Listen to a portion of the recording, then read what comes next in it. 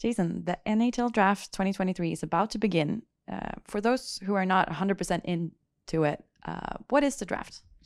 Well, the draft's the culmination of a lot of hard work for a lot of young people from around the world. So all the top 17 turning 18-year-olds have come here to Nashville to get selected by their NHL team of the future. It's a busy time, but it's an exciting time for everybody. So teams from Europe, like yourselves, like Frölunda, kids over there that have contracts with Frölunda, for example, they'll be selected here in the draft, and they'll have to maybe come over here for NHL earlier, but more likely they'll spend some more time in Frölunda developing before they come to North America to play in the NHL. Would you say there's anything special about this year's draft?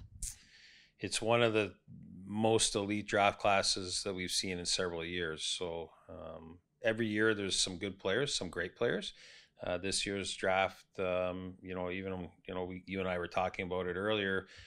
Some of the guys from your program, like Stenberg and Edstrom, these are high-end talents that in other draft years would even go higher than they're going to go this year. So it's a very deep draft class.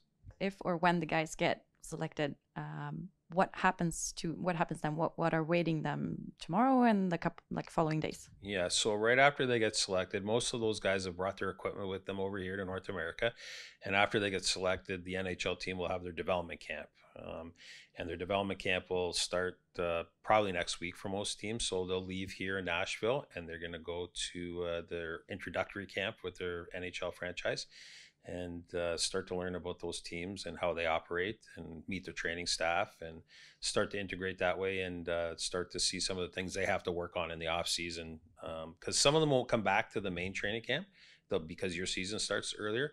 So next week, development camp is very important.